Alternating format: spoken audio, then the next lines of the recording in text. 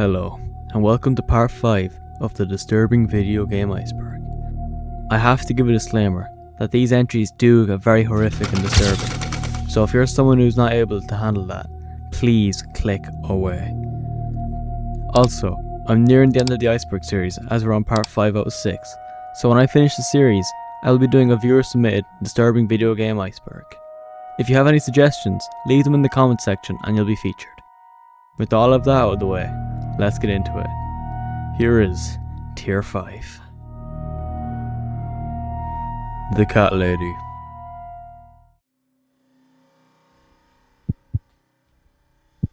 What's the matter, sleepyhead? Had a bad dream? Do you want me to give you a cuddle and a kiss? Take the nightmares away?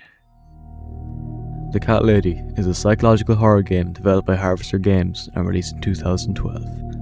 It's the first entry in what later became known as the Devil Came Through Here trilogy. The game follows a lonely, middle-aged woman named Susan Ashworth, who struggles with severe depression and suicidal thoughts. After a failed suicide attempt, she finds herself trapped between life and death, forced to confront a group of supernatural figures known as the Parasites. What makes The Cat Lady so disturbing isn't just its imagery, it's its themes. The game openly tackles topics like mental illness, self-harm, abuse, and existential despair.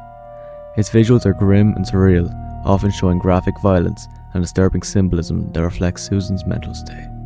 The horror feels deeply personal. Instead of monsters chasing you, the game confronts you with emotional suffering, hopelessness, and the fear of being completely alone.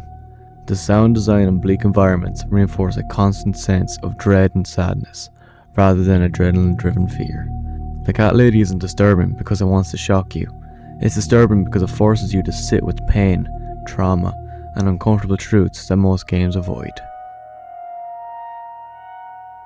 Boppin. I'm at a stage now where these entries are getting more obscure and harder to find. This one took a lot of looking to find the game and what it meant by Boppin uncensored. I did a huge amount of investigating and I found out why this game was disturbing. Boppin is a puzzle video game created by Jennifer Diane Retz in 1991. The game seems very innocent and child-friendly, but was controversial for its death animations. When you run out of lives in the game, the main character you play as commits suicide. Here's the clip.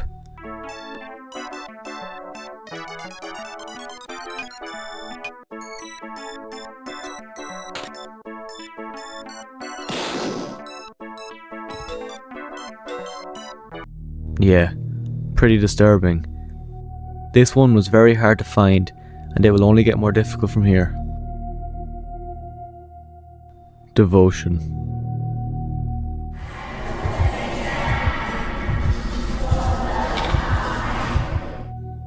Devotion is a psychological horror game developed by Taiwanese studio Red Candle Games and released in 2019. Unlike traditional horror games, Devotion takes place almost entirely inside a family apartment, slowly revealing a story as you explore the same space across different points in time. You play as a man named Du Feng Yu, an aspiring screenwriter living with his wife and young daughter. As the apartment changes, you uncover fragments of their lives, missed dreams, strained relationships, and a growing obsession with faith and spiritual healing. What makes Devotion so disturbing is how grounded it feels. There are no monsters chasing you, no combat, and very few overt scares. Instead, the horror comes from watching an ordinary family fall apart. The game explores themes of religious extremism, parental pressure, emotional abuse, and guilt. Small details, children's drawings, distorted prayers, unsettling music, gradually reveal how love turns into control and how good intentions can lead to irreversible harm. Because everything feels realistic and intimate, the story hits harder than traditional horror. You're not afraid of something supernatural. You're afraid of what people can do to each other. That quiet, emotional devastation is what makes Devotion so deeply disturbing. Mogeko Castle. Mogeko Castle is a Japanese indie horror game released in 2012 and created by the developer known as Deep Sea Prisoner, also known as Mogeko. Like many indie horror titles of the time, it was made using RPG Maker and relies heavily on storytelling rather than complex gameplay. The game follows a schoolgirl named Yunika Kurai, who suddenly finds herself trapped inside a strange otherworldly castle. The place is inhabited by creatures called Mogekos, small cartoonish beings who act friendly at first but quickly reveal much darker intentions. What makes Mogeko Castle so disturbing is its extreme tonal shift. The game uses cute pixel art, humour and exaggerated characters to lower your guard, then confronts you with graphic violence, sexual threats, abuse and psychological horror. The contrast between its playful presentation and its brutal subject matter makes everything feel deeply uncomfortable. Scenes can change suddenly from jokes to disturbing imagery, giving players no time to emotionally prepare. Mogeko Castle isn't just scary, it's intentionally unsettling, using shock, taboo topics, and emotional manipulation to leave a lasting impact. Downfall. Downfall is a psychological horror adventure game, originally released in 2009, later receiving a remake in 2016. It's developed under the studio Harvester Games, known for emotionally heavy horror titles. The story follows a troubled man named Joe Davis who checks into a strange hotel with his wife in hopes of fixing their broken marriage. As the night progresses, reality begins to fracture and Joe is forced to confront disturbing visions, violent impulses, and fragments of his own guilt. What makes Downfall so disturbing isn't just the violence, it's the psychology behind it. The game dives into themes of depression, obsession, grief, and self-destruction. Many of the horrors you encounter feel like manifestations of Joe's inner turmoil rather than external threats. The visuals are bleak and grotesque, the sound design is oppressive, and the dialogue is often uncomfortable and raw. Instead of relying on constant scares, the game creates dread by slowly revealing how broken its protagonist truly is. Downfall is disturbing because it doesn't let you distance yourself from the horror. It traps you inside a collapsing mind, and that emotional descent is what makes it so unsettling. Party Hard. Party Hard is an indie stealth game published by TinyBuild and released in 2015. The game uses a colourful top-down pixel art style that almost feels playful at first glance. You play as a quiet, unnamed man who's been pushed to his breaking point by loud neighbours throwing non-stop parties. Instead of calling the police, he takes matters into his own hands, systematically eliminating partygoers while avoiding detection. What makes Party Hard disturbing is the contrast between its presentation and subject matter. The game looks cheerful and cartoonish, but it's entirely built around planning and committing murders. You're encouraged to observe routines, set traps, and clean up bodies while upbeat music continues to play.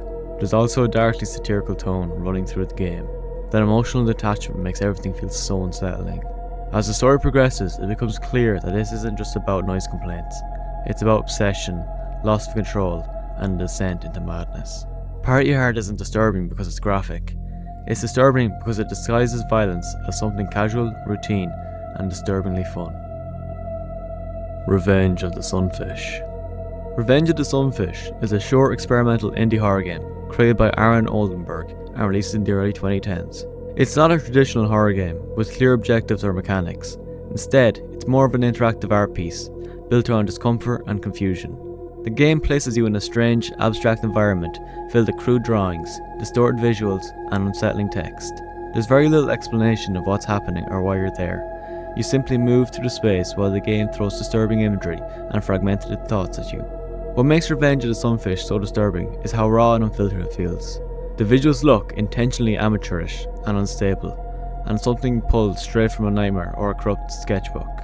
The audio is harsh and disorienting, and the game often breaks basic rules of structure and logic. Rather than trying to scare you with monsters or jump scares, it creates unease through meaninglessness, repetition, and emotional chaos. It feels personal, almost invasive, like you're experiencing someone else's intrusive thoughts. Revenge of the Sunfish is disturbing because it doesn't try to entertain or comfort you. It traps you inside something ugly, confusing, and deeply uncomfortable, and leaves you there. Exploding Lips. Exploding Lips is a bizarre cult-era PC shooter developed and published by Galaxy Games and originally released around 1999 for Windows.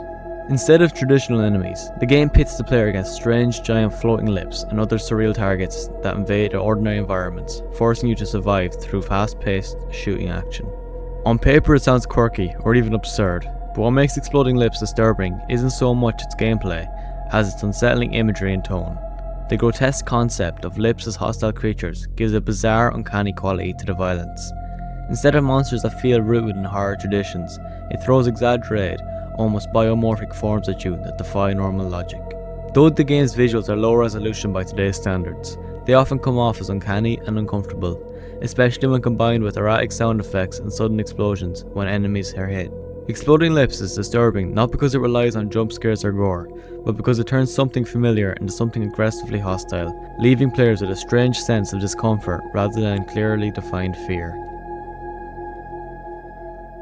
Well, that was part 5 of the disturbing video game Iceberg. Thank you all for watching. Remember to like and subscribe, helps me out a lot, very small at the moment. Part 6 might be out this week, so keep an eye out on it. Alright, see y'all soon. Goodbye.